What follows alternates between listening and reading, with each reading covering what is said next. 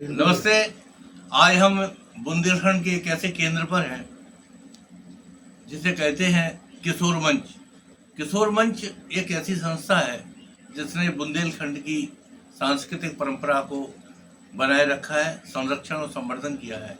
आज हम आपसे बातचीत करेंगे पंडित नवल किशोर तिवारी जी नवल महाराज, जो इस केंद्र के संचालक हैं, इस संस्था के डायरेक्टर हैं। पंडित जी नमस्कार। पंडित जी, आपका मैंने देखा है कि आप पूरा बुंदेलखंड की संस्कृति को लेके आप काम कर रहे हैं। पूर्व में आप महुआ थे और महुआ छोड़ के सिमराहा जैसे छोटे गांव में आए हैं। तो आज मैं जानना चाहता हूं कि आप महुआ में जो काम था और यहाँ सिमरा में कर रहे हैं, उसमें क्या फर्क महसूस करते हैं? नहीं, महुआ में क्या है, जागरूकता ज़्यादा थी। जो क्षेत्र था वो जागरूकता बहुत अच्छी थी। यहाँ पर आने का कारण तो माननीय डॉक्टर धनुलाल जी गौतम है। उनका प्रयास था कि जहाँ से एक बड़ी जगह है, यहाँ अगर आप आते हैं तो यहाँ के लोगों को इसका बेनिफिट मिलेगा। स्थान तो ये बहुत बड़ा है, ये बात तो सत्य है। और केंद्र में होने के नाते से चारों तरफ के जो लोग हैं, आपका जैसे आपका दतिया है, आपका ग्वालियर है, यहाँ मतलब भोपाल वगैरह है, ये लोग आते जाते रहते हैं, संपर्क उनसे होता रहता है। प्रतिवर्ष एक सम्मेलन तो यहाँ होता ही है, और जिसमें कलाकारों को बुलाया जाता है, उनका सम्मान किया जाता है, और धार्मिक अनुष्ठान भी चलता रहता है। आपका ये आवासीय है विद्यालय है आप, लेकिन आवास में छात्र छात्राओं को रहना, सीखना, उनके बहुत सारे व्यय होते हैं, खर्च होते हैं, वो आप किस प्रकार से मैनेज कर पाते हैं? जैसे रेते में नाव चलाने की क्रिया जैसी होती है ना, वही है। मैंने एक चीज देखा है कि एक पढ़ा था मैंने कि वृक्ष में जब पक्षी बैठता है, रात में सोता है, तो भगवान उसको गिरने नहीं देता है। और आपने भी पढ़ा है, अजगर करे ना चांदी, पक्षी करे ना काम। तो हमारा काम है काम करते रहना, मगर ये तो जरूरी है कि सरकार से कोई हमको सहायता नहीं है। तो जितने भी धर्म सेवी हैं, समाज सेवी लोग हैं, संगीत प्रेमी हैं, उनके द्वारा जो समय समय पर सहयोग मिलता रहता है। और जो विद्यार्थी गण वो जो यहाँ से निकल चुके हैं, सर्विस में पहुँच चुके हैं, कम से कम 40 बच्चे, वो सहयोग करते हैं। वो सहयोग करते हैं। अच्छा, एक बात और है कि आज ये चलन चल गया है कि कभी कोई अधिकारी या कोई बड़ा नेता आता है तो कलाकारों को वो रोड पर नृत्य कराते हैं, ठीक है? तो ऐसा आपके साथ भी अवसर आया होगा, ऑफर आया होगा। तो ये इसको कैसा मानते हैं आप? कला का ये संरक्षण है या कला के प्रति उदासीनता? मैं इसको वैसे अच्छा तो नहीं मानता, क्योंकि संगीत सामवेद की वाणी है।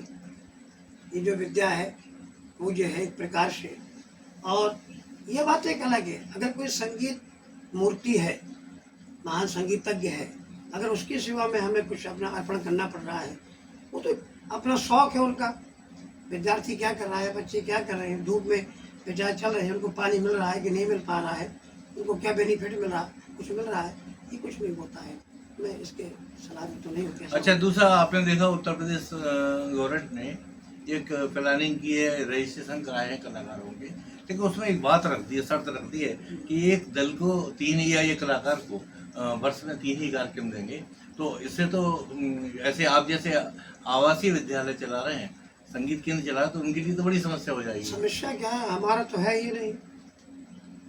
एक बात हम आपको बताएं, जो कला के लिए समर्पित है वाकई उनको कोई सहयोग नहीं मिल सकता है। और जो कुछ नहीं करना चाहते हैं, केवल कागज की पूर्ति करते हैं, और वो शब्द नहीं कहना चाहिए, जो अधिकारियों के आगे पीछे चक्कर लगाते रहते हैं, वो इसका फायदा उठा लेते हैं। असली कलाकार इससे जो तो बहुत दूर होता चला जा रहा है। यही हाल पेंशन का भी है। मेरी भी उम्र जो है समय 72 साल की है, तो कोई पेंशन का सवाल ही नहीं। जब भी कलाकार पेंशन मिलती है तो ये सब ठीक। तो ऐसी आर्थिक संकटों में कलाकार और संस्थाएं जूझ रही हैं, ऐसे में आप क्या करना चाहेंगे? किस प्रकार की कला बढ़ेगी या आप क्या प्लानिंग करेंगे? मैं अपने बारे में कह सकता हूँ कि मैं तो सब कुछ अपना समर्पण करके, ऐसे बच्चे बेचारे जो ना तो पढ़ पा रहे हैं ना कुछ सीख पा रहे हैं, उनको मैं ढूंढता हूँ, अपने यहाँ रह करके पढ़ा लिखा करके 40 बच्चों को मैंने गवर्नमेंट जॉब दिया है, जो GGIC GIC नवोदय विद्यालय केंद्रीय विद्यालय में कार्यरत है। इसके लिए जागरूक होना चाहिए। जो सांस्कृतिक मंत्रालय है उसमें जो व्यक्ति बैठाया जाए वो संस्कृति से संबंधित हो, उसको इस चीज़ का ज्ञान तो हो। जी। और अगर पिछले वर्ग से आता है वो, तो शायद वो ज़्यादा समझ पाएगा। एक बात और मैं कहता हूँ, हालांकि वो चीज़ से अलग है। कहते हैं कि सर्वे होना चाहिए। आज सिद्ध कर लीजिए, सबसे ज़्यादा पिछड़े या सबसे ज़्यादा दुखी और सबसे ज़्यादा गरीब अगर कुछ मिलेंगे तो आपको सावरणों में ज़्यादा मिलेंगे। सावरणों में ज़्यादा अभाव मिलेगा, तो टूटते चले जा रहे हैं, बिखरते चले जा रहे हैं, तो इसके लिए सक्षम नहीं हो पा रहा है। बहुत बहुत धन्यवाद नवलवाला जी, और आपने अपनी बात रखी और आप निरंतर सक्रियता से कला के रूप में काम कर रहे हैं, कला साधक के रूप में काम कर रहे हैं। आपको बहुत बहुत धन्यवाद।